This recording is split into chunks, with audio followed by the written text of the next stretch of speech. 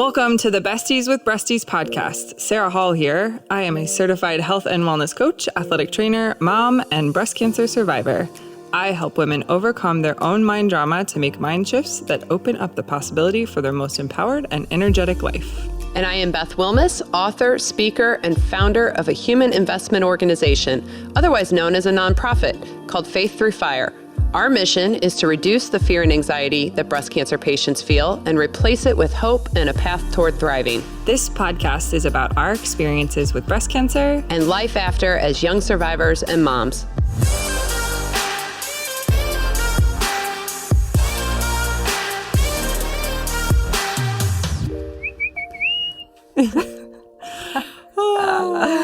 All right. That was my little birdie noise. That was your birdie noise. Yeah. Well, it fits the day. It does. It's so it's pretty. It's sunny. It's beautiful. Oh, I'm ready to go outside and go for a walk. I know. Yeah. We should. 2 more episodes. Yes, we don't have time for that. Yeah. Get it together, Sarah. Ain't nobody got time for that. Ain't nobody got time for that. You got to make time. It's important. That's right. All right. So we are jumping into a new series. This is the first one of a new series. First one. Guess what it's called? Medical Skepticism.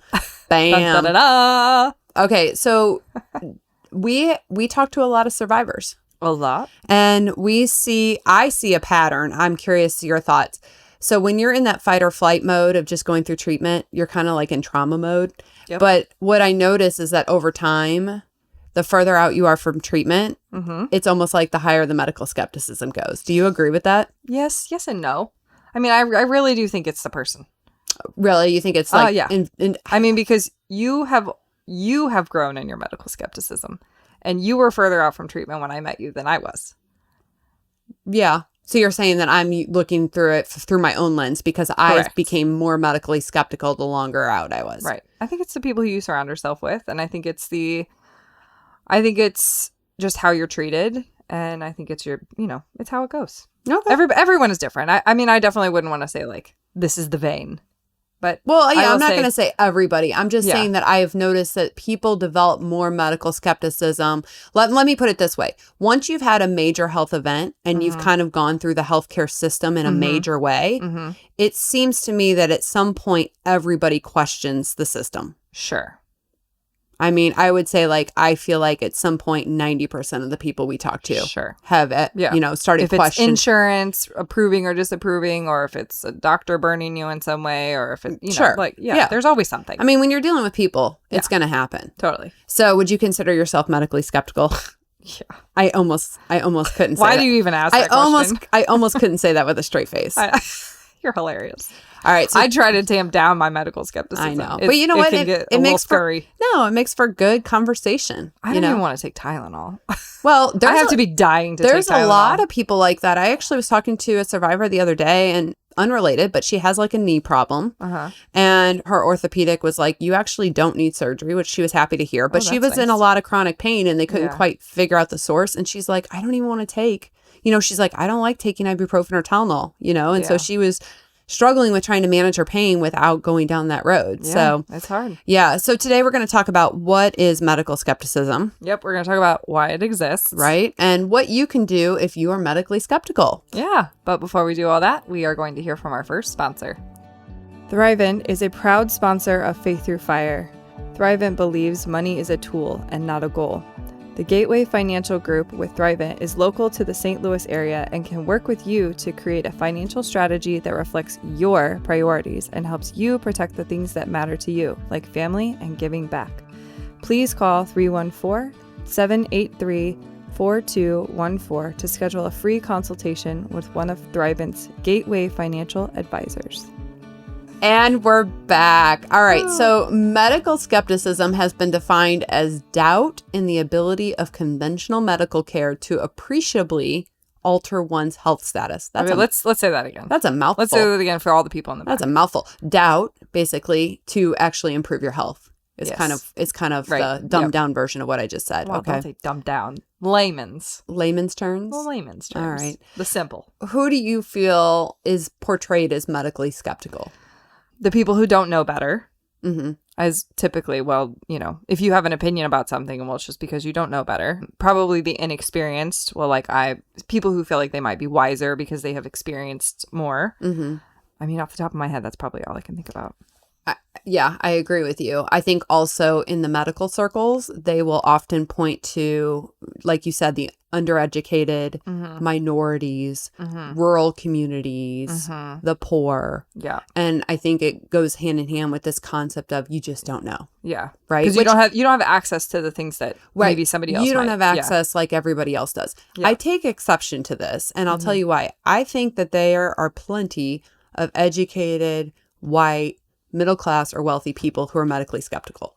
For sure. Right? I mean, we deal with all kinds of patients, and I have not seen a huge difference between the medically skeptical that fall into those prior categories and those that don't. Yeah. I think, and this is completely uneducated, but just based on what I think the difference in compliance or maybe pursuing a medical procedure or whatever, I think that it's a different mindset. I think that sometimes that, you know, the people who are, let's just say, educated and middle class or wealthy, I think they're medically skeptical too. I think their mindset is, well, healthcare isn't focused on wellness or preventative care. All they do is respond. And I'm kind of at the mercy of the current system. So there's no better alternative. So I just have to do this for lack of better options. Yeah. So it's not like I'm scared. You know what I mean? Yeah. Oh, yeah. No, I know exactly what you mean. Like a couple of weeks ago, I was dealing with like my ears were all clogged up.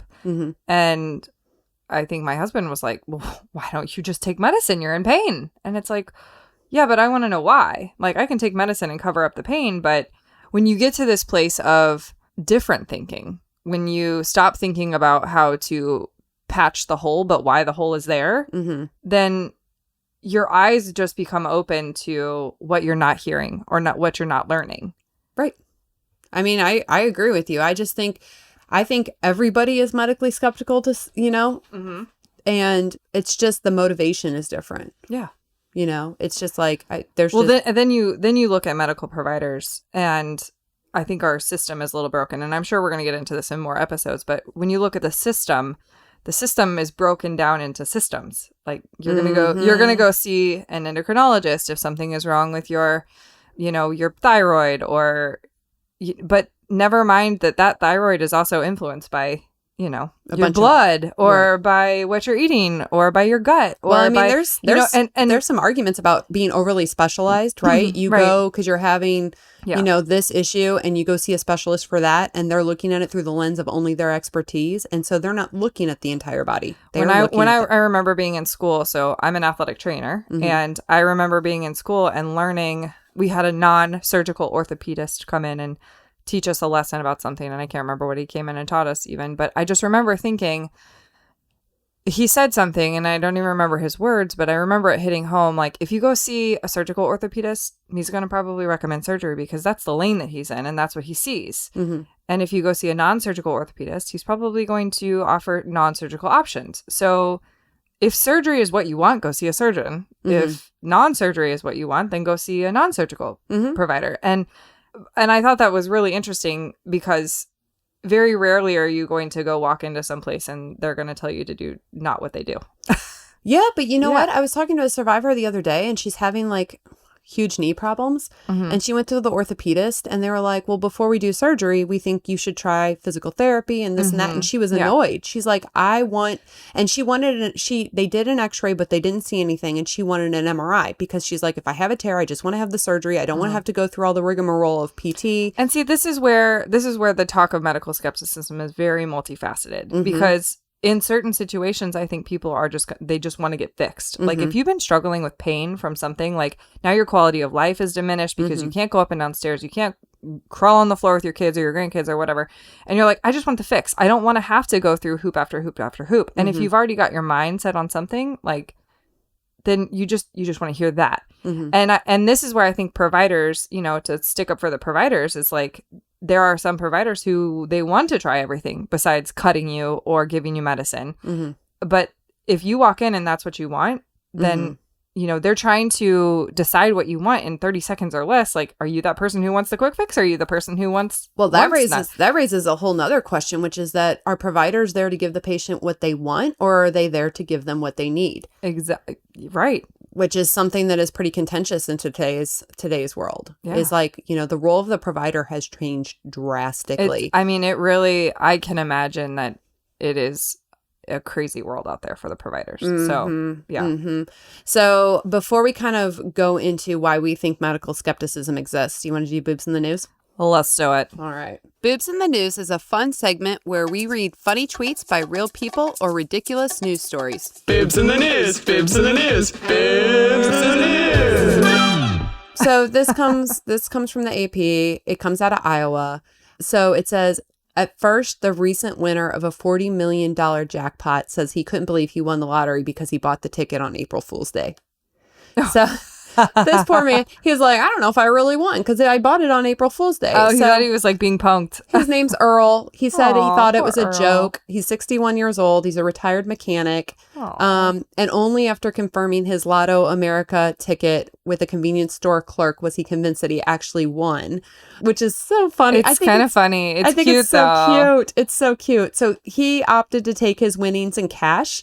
So the $40 million is actually 21.28.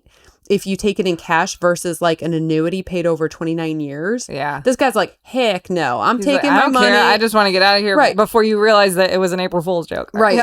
Well, and Earl's probably like, dude, I think 20 million's just fine. Just fine. Right. Yeah. He's going to be fine. You want to talk about skepticism. He did not trust the system to pay him out over 29 years, right? No, because taxes could go up. And then you pay more. I mean, you see too many people with like, oh, my pension's gone because they spent it. I know Earl's like thinking, I'm going to take my cut. Yeah. I'm going to be happy with 20 million. No kidding. Gosh, I'd be happy with 20 million. Right. So I guess he played this Lotto America, which is only in 13 states. And it has smaller prizes than like Powerball and Mega Millions. Although 40 million is a pretty good pot. I'll take it.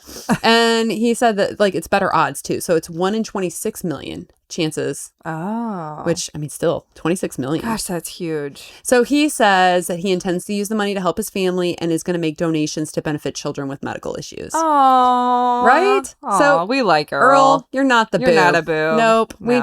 I just wanted to share. We'll just say the taxes are the boob. There you go. Boobs in the news. Boobs in the news, boobs in the news, boobs in the news. All right, we're back. Let's talk about why we think medical skepticism exists. We've talked about it a little bit. Like, you just don't know, right? Is kind of what's being told. But I think they underestimate how much patients see and understand. I'd be interested to know if you knew this. I knew this, but it's pretty shocking. Medical errors are the third leading cause of death in America. Ooh, that's gross. Yeah. Third leading cause of death in America. 250,000 people in the United States die every year because of medical mistakes. This is what keeps you up at night before your surgery. I mean, this is what kept me up at night before my surgery. This is why people are medically skeptical, because you can say that they're undereducated or they don't know, but chances are everybody has known somebody who has had a bad or dire consequence of... That just reminded me of a song. I gotta rein you in. Like, you are a hot mess today. Like, you are a hot mess today. I know. It's so funny. Everybody knows somebody that knows somebody. Oh, my gosh. Well, we gotta make light. It's medical skepticism. Let me ask you, do you know somebody... So everybody knows somebody. Well, yes. So before we talk about our friend Z, and we're not going to use his real name. Right. Z. We're not going to use his real name. So I will tell you, like, my grandfather was in really good outward health. I mean, he was thin, he was active, and this was back in the 80s, but he was having pain, heart pain and chest pain, and it was excruciating. Like, he was biting down on a towel, and he kept going back to his primary care doctor, who he trusted. And instead of the primary care doctor being like, I'm out of my depth, like, you need to go see a cardiologist, he kept trying to manage it, right? Oh, no. Short story is my grandpa had a massive heart attack. He died when I was in 3rd grade.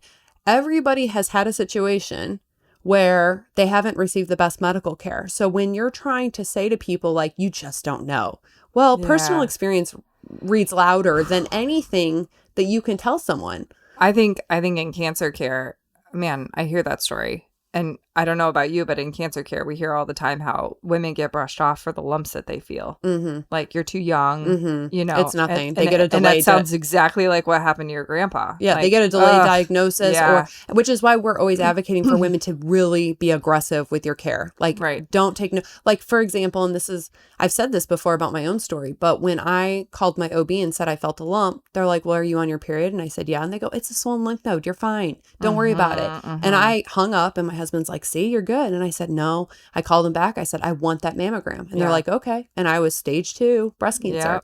So that's why we're always telling women, like, if you know something's wrong, you go for it, right? Like, you don't take that first answer. But we all have known somebody that have had a poor outcome in medicine. So you want to talk about our friend Z? Because that's pretty... Man, this is a big story. This is a big story. So we have a friend.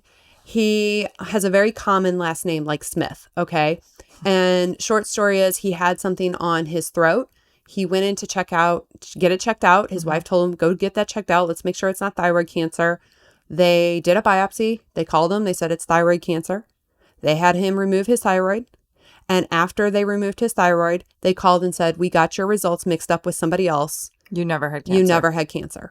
Now his quality of life has gone downhill drastically. And it does sound as simple as like you get to take a pill for the rest of your life to figure out, you know, it's like it's a thyroid hormone that you'll replace, but it's like your thyroid does so much, and trying to find the right levels. Anybody who's like has hypothyroidism or hyperthyroidism is like trying to figure out the right dosing medication and everything to get that delicate balance of hormones is like, it's so hard. I mean, we talked to him recently and we were like, how are you doing? And he's like, this year's been horrible because he isn't sleeping. He lost a ton of weight. He isn't enjoying, he doesn't have the energy to do the things he loves, like hunt. Which is all things that's his quality of life. Yeah. Right. And this was all done because of a medical mistake. It happens all the time. And so I used to work for a hospital, and we used to have these near miss meetings where you'd sit there and talk about like where you screwed up and how you can avoid it, which to their credit, great. Yeah. Great. I mean, it's a people business, right? So there are going to be mistakes. But when people hear these stories, that's what breeds medical skepticism. And I'm glad that you bring that up, because I think it is important that we say that we're like, this series is not to vilify mistakes, because mistakes happen. They absolutely happen. But I think it's just crazy that we're playing with people's lives here, and we're not playing with people's lives. Like, these are people's lives, and there is a reason why medical skepticism happens, and it can't be blamed on the uneducated trying to educate others on what they should and shouldn't believe about medicine. It's like, we have to recognize that mistakes happen, and that is, that contributes to why people are skeptical about They about have medicine. stories. Yeah, there are stories out there, and they should not be quieted. No, there are stories out there, and we want to bring attention to that as a reason for medical skepticism. Right. And it's all about just getting to know people and understanding them, and not making assumptions about people. Yeah. So let's see. I mean, I think that relationship, that's kind of what I'm saying, right? Relationship is important. Do you think that relationships exist between providers and patients? We just talked about how we work in systems and not necessarily people. Like, I think in certain situations, like I've talked to a couple of survivors who are like, can't wait to go back to see their oncologist or the nurses, staff, and everything. I think in the good offices, great relationships happen. Agreed. I think that there is opportunity for better relationships to happen, but I also recognize that some really great providers are really terrible at relationships. So, we can't vilify them just because they don't know how to be friendly. They're also working in this crazy system of electronic health records. Yeah. The amount of time that a provider is expected to chart it's crazy. Versus spend time with the patient to actually address their health issues is absolutely heinous. Yeah. Like, it's a complete breakdown of the system. Yeah. It's doctors and nurses are leaving the field in droves because they don't feel like they're practicing medicine anymore. They are literally charting all their interactions and meeting requirements and not practicing medicine anymore. So we have to kind of recognize, what are they up against? And they are up against a system that's been created, protocols, electronic health records. And also, I mean, you and I have said this multiple times, but we feel like it's sick care, not wellness. Nope, not at all. You're not seeing people that are trying to keep you healthy. You're seeing people who are giving you medication to fix. Yeah, and if you're trying to chase that whale train in our medical system that it is now, it's like, it's so hard, because you can rarely find a provider that will treat you as a whole person. They'll treat you in what you're experiencing within the system that they know, but they can't help you, get better sleep at night. Well, and what happens, and here's the danger. what happens is patients feel dissatisfied with the level of care they're receiving. They go out and try to find it on their own. And sometimes they find a good wellness provider or a functional medicine doctor, and other times they don't. Yeah. Or they, they take supplements that are not FDA regulated, who could be hurting them more than helping them. No supplements are FDA regulated. Well, yeah. But you know what I mean? Research-based supplements and things like that, and people that have, the right certifications. I mean, there's a whole animal out there, and people are going out and trying to find their own solutions, for lack of a better, So I just think there's a danger to that. Lack of transparency about hospital or healthcare mistakes leads to more distrust. Because they'll quiet it. There's no accountability. Yeah. Now, I understand that they're not going to say, hey, guess what? We took out somebody's thyroid that shouldn't have gotten it taken out, and our bad. They're not going to do it's a litigation nightmare, right? Yeah. It's a PR nightmare. But I think we have kind of moved into this area where it's like, at all costs, we don't show any accountability for any mistake. Yeah. And we'll get into that at a future episode, but it's such a miss, because you build trust by being honest and vulnerable. Even about the stuff that's really hard to be vulnerable. And good leaders will do it. Yeah. But those are few and far between. So in the coming weeks, we're going to delve into recent events that have patients skeptical of the medical system. And in the meantime, before we kind of talk about what you can do if you're medically skeptical, let's hear from our second sponsor. It's important to have a primary care doctor that you can count on. At BJC Healthcare, world-class and compassionate primary care providers are ready to see you at offices close to home. And you can count on BJC to make it easy with convenient online scheduling, virtual visits, and direct messaging. To find a BJC primary care provider near you and to schedule an appointment online, visit bjc.org/primary care. All right, we are back. So what do you feel like you do? When you feel I ask a lot of questions. Yeah, same. I ask a lot of questions. I come armed with studies. Yep. And I ask my doctor, what do you think of this? What do you think of this? The last time I did it, I, had been put on high cholesterol medication. And I had been reading about how all cholesterol is not bad cholesterol. It really depends on particle size. So I went and got a bunch of papers and studies, and I came into the office. And I think more of that is being released. More is being released in the area of wellness, and I think it is. I shared it, and the provider that I talked to was like, yeah, I think you're probably safe to not take cholesterol medication. But, she was also very, when you get older, we need to reevaluate this, Yeah.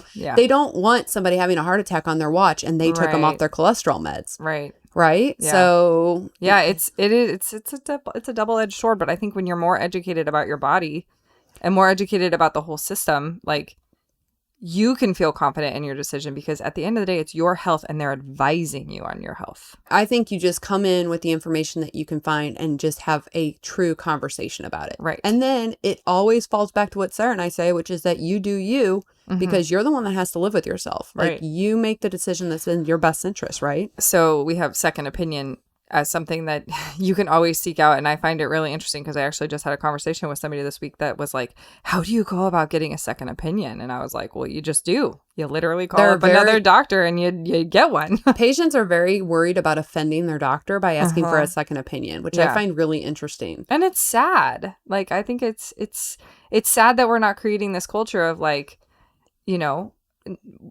this culture that it feels safe to go out and find another, to get another opinion, because really what that does, if you are the best doctor that you can be, then you should feel validated. Yeah, we had a patient. The other thing I was going to say is ask for the stats. We had a patient the other day that was trying to determine whether or not they wanted this one particular treatment. They were real hesitant about it, but their doctor was pushing it. And I said, well, what are the stats? What is the statistical benefit for you with your disease state if you take this? And she's like, oh, I don't know, I didn't ask. And I said, that's the question I would ask, is because I made a medical decision when I was told, oh, you'll get an extra 2% chance that you won't reoccur if you do this. And I'm like, 2% is not worth my quality of life to me. Right. But then I can make that decision because I knew it was 2%. Yeah. If they would have said 95%, that would have been a different conversation. Yeah. So just don't be afraid to ask for the stats. Yeah. If they can't give them to you, that's when I would highly recommend a second opinion. Right. And here's the big thing. Find a provider that you trust. Have that relationship. We talked very early on in the podcast about you might want the smart guy with no personality, or you might want the person that has all the personality and that makes you feel really like good about yourself. You have to know what you need. Yep. But have a good relationship with your provider, because that's how you have that trust, right? For sure. That mutual respect. Last point, I think probably before we wrap it up, is bring an advocate. And I want to hear about why you think that, because I have my own reasons, but I want to hear about why you maybe took somebody to your appointments. I mean, I took people to my appointments for multiple reasons. One is because when you're traumatized, you don't hear the information the way it's being relayed. And doctors deal with this all the time. Yeah. Patients hear one thing, what they said is another. So there's that piece of it. The second piece of it is just having a good conversation on the way home. Like, one, you can say something and the person can say, oh, I didn't hear it that way. Like, I heard it this way. But also weigh the pros and cons and get somebody else's input. Again, you have to make the decision that's best for you. But I think it's always helpful. We're social creatures, right? Yep. We seek out collaboration. Yeah, so totally. I just think it helps to have somebody there so that and it also reduces isolation. Yeah. You go by yourself, you hear the information by yourself, you're making a decision by yourself. It's just, it's hard. Yeah. Yeah. I mean, what do you think? No, I'm the exact same way, because there were multiple times, even within my own journey, where I was like, oh, I did not hear that. And my husband would be like, oh yeah, they said da da da da da. And I was like, I clearly stopped listening after I heard I was going to lose my hair. Yeah, right. I'm like, I stopped listening. Right. I was all wrapped up in my emotions. And we tend as patients to catastrophize everything. Yeah. That is a big thing that I do. Yep. I will take something and take it to the extreme. And my husband was very good about being like, you did not hear that correctly. Right. So, lots of reasons. So we're going to delve into this, people. We're going there. Yep. It's going to be fun. All right. Join us. Until next time. Bye. Thank you for being a listener of the Besties with Breasties podcast. If this podcast had a positive impact on your journey, leave us a review or consider becoming a supporter. You can donate with the link in the show notes or at faiththroughfire.org. This episode was hosted by Sarah Hall and Beth Wilmus, audio and production edits by Innovative Frequencies.